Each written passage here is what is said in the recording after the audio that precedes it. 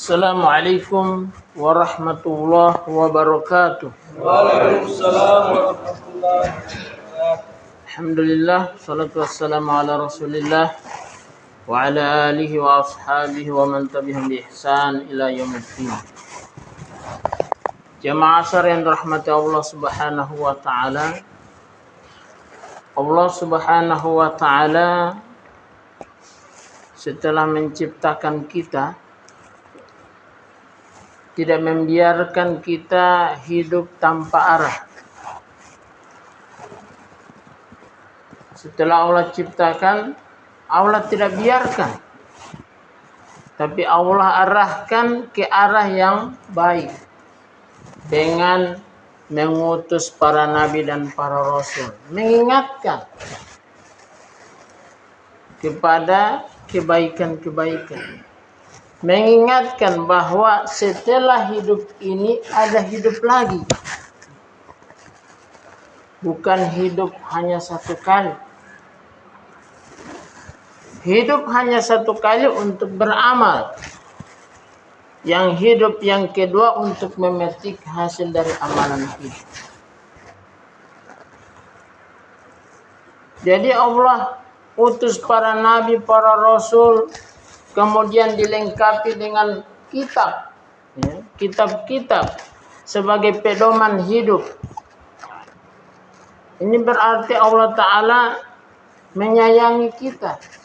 Setelah diciptakan tidak dibiarkan hidup sesuka hati kalian, tapi Allah arahkan. Karena kita tahu bahwa setelah hidup ini ada kehidupan yang lain, yang menentukan kehidupan di sana, hidup yang ada di dunia ini, maka kita akan menjadi lebih baik. Oleh karena itu Nabi selalu menggandengkan dengan beriman kepada Allah dan hari akhir. Misalnya, man kana yu'minu billahi wal yaumil akhir falyakul khairan aw liyasmut. Barang siapa yang beriman kepada Allah dan hari akhir, maka hendaklah dia berkata-kata baik. Kalau tidak bisa, diam saja. Itu dikaitkan supaya orang, kalau saya berbuat jahat pasti di sana akan jahat juga. Kehidupan di sana akan sukar, sulit. Berbeda dengan orang ateis yang tidak percaya Tuhan, yang tidak ada percaya kehidupan di dunia ini, ada kehidupan berikutnya. Mereka kira ini hidup ini cuma di dunia ini saja, sehingga hidup sepuas-puasnya mereka ingin lakukan tanpa arah tujuan. Sehingga karena mereka pikir tidak ada kehidupan berikutnya, mereka hidup ingin hanya mementingkan bagaimana hidup ini supaya senang, sehingga mereka melakukan apa saja yang mereka bisa mencapai apa yang mereka inginkan. Mereka lakukan tanpa melihat haram halal, halal haram hantam, sehingga mereka hidup dengan narkoba, hidup dengan selingkuhan di mana-mana, perzinahan, tidak terarah. Kalau kita, Allah berikan tuntunan setelah Allah Ta'ala utus para nabi terakhir, Nabi Muhammad SAW, kemudian dilengkapi dengan kitab Al-Quran sebagai pedoman hidup kita. Jikalau seandainya tidak ada balasan kebaikan dari kebaikan yang kita lakukan kecuali dengan ketenangan jiwa, maka itu sudah cukup.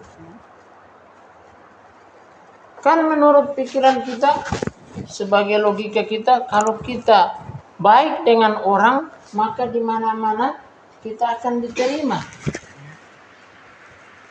Kita akan diterima dengan baik karena dikenal dengan kebaikan. Coba kalau dia jahat, pasti tidak ada yang menerimanya kecuali orang yang jahat juga. Musuh berada di mana-mana. Muka sana ada musuh, muka sini ada musuh. Tidak tenang hidup. Apalagi kalau kebaikan itu diberi ganjaran oleh Allah. Man hamma bihasanatin falam ya'malha kutibat lahu hasanatun kamilah. Barang siapa yang ada keinginan berbuat baik tapi tidak jadi melakukannya, maka dicatat sebagai satu kebaikan yang sempurna. Ya. Wa in amilaha kutibat lahu asyru hasanatin ila 700 dhifin ila ad'afin katsira. Jikalau dia jadi melakukannya, maka ditulis 10 kebaikan sampai 700 kali lipat sampai berlipat-lipat kali. Itu kebaikan. Kebaikan yang kita lakukan, yang kita akan terima di akhirat kelak, yang panjarnya lewat rezeki yang diberikan kepada kita di dunia. Tapi kalau orang-orang kafir, mereka apa yang mereka lakukan kebaikan di dunia sudah dibayar tuntas pol di sini, sehingga orang ya kaya-kaya. Orang ini untuk ada Tuhan Yesus ada kasih. Padahal ya itu kesyirikan, kekufuran. Setiap apa yang mereka lakukan kebaikan, Allah balas dengan tuntas. Bahkan sampai orang semua meninggal, dapat dia gagal-gagal orang mati. Nah, itu apa? Sampai orang mati Allah kasih bagus. Kalau kita ada yang bapak cari, aduh. Nah, itu jangan kita pikir ini tanda-tanda neraka. Tidak, jangan sampai keburukan yang dia lakukan Allah sudah balas di dunia, kemudian di akhirat dia tidak dapat lagi. Jangan kita anggap orang mati susah itu bataria dia calon neraka ini. Tidak. Jangan sampai keburukan yang dia lakukan di dunia sudah Allah balas. Kan pernah ada dengar begini, orang bahaji di sana dia dapat susah. Membuat takut orang. Kenapa nggak tidak bahaji, belum siap? Kalau sudah ada fulus berangkat. Giliran di sana dapat susah karena kelakuan yang ada di daerah tempat tinggal, bersyukur karena sudah Allah balas di dunia. Apa yang dia lakukan di daerah asal kemudian dia terima di sana, di orang yang menggili air pun di sana dia aus sekali. Bersyukur Allah sudah balas di dunia. Jangan bikin takut orang belum siap, padahal ada fulus. Jadi kita bersyukur kalau sudah Allah itu yang sakit. Kita bersyukur, jangan kita bilang kita maki-maki ini batuk-batuk orang berpanas. Jangan sampai itu adalah balasan terhadap apa yang kita lakukan di dunia dari kejahatan. Kita bersyukur sebagai penghapus dosa. Jangan kita ini kukeh ini kita maki-maki itu kukeh. Jangan itu sebagai itu sebagai balasan. Kemudian di akhirat kita tidak dapat. Jadi kita bersyukur ya, kita ini beragama Islam. Jangan terpukau dan tergiur dengan itu ya, setiap ada kunjungan banyak cookies orang ini nah. Ya. Jadi, jangan tergiur, biar juga ya. Kita kebaikan yang kita lakukan itu DP panjar full itu nanti di sana. Kalau cuma sebagian kecil yang Allah Ta'ala balas di sini sebagai rezeki buat kita di dunia, tapi balasan yang terbaik di akhirat. Walal akhiratu khairul lakum minal ula. Dan akhirat lebih baik daripada dunia. Balasan yang terbaik. Sehingga itu kalau kita ya misalnya mau berbuat baik, jangan kita harap siapa tahu dengan kebaikan ini ada orang ya bakas yang lebih. Jangan. Kita inginkan balasan yang terbaik di sana. Di akhirat. Ini kode sama bel kata ini. Ada pertanyaan? Masya Allah. Oke. Waalaikumsalam.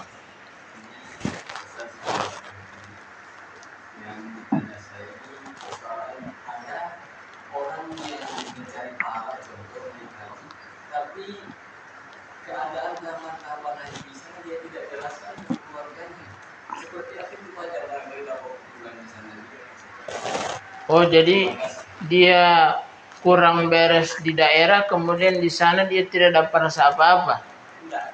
Tanyakan ke keluarga bagaimana tahapan haji di sana, pengalaman selama melaksanakan ibadah haji, tapi dia tidak mau menjelaskan.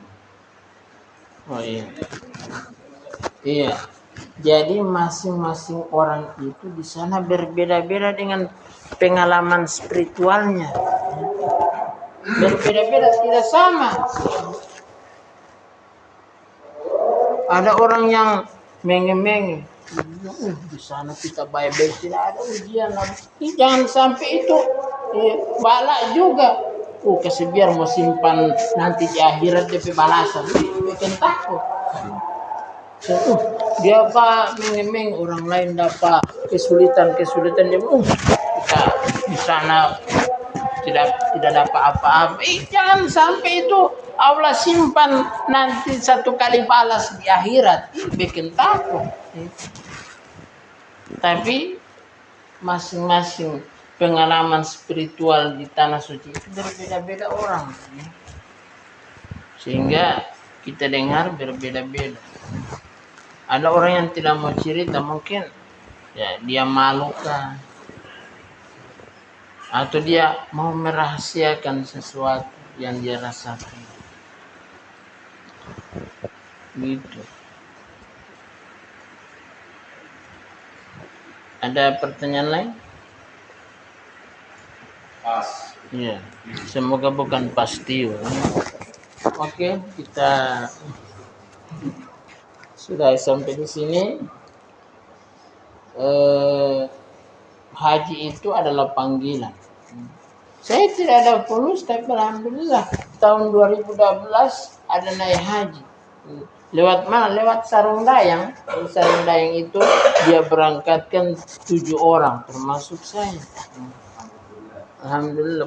Padahal saya tidak berhak, cuma ada orang yang temani itu yang di BPK. Baku sahabat dengan Syekh Prof Mokodongan, baru dibilang, saya sudah naik haji, boleh saya alihkan saya pejata ini ke teman saya? Boleh. Dia panggil saya. Alhamdulillah, tidak ada fulus, ya. Tidak ada fulus, tapi bisa berangkat. Sehingga itu berdoa. Jangan pokoknya berdoa, ya Allah berangkatkan saya. Kemudian juga setelah berdoa, berusaha sedikit-sedikit simpan tabungan haji di BSI kah, di bank mana kita Cicil-cicil sedikit-sedikit. Sedangkan saya tidak bacicil kapan nanya haji. Apalagi kalian kalau bacicil, lebih mantap. Kita tutup dengan doa kafaratul majlis. Assalamualaikum warahmatullahi wabarakatuh.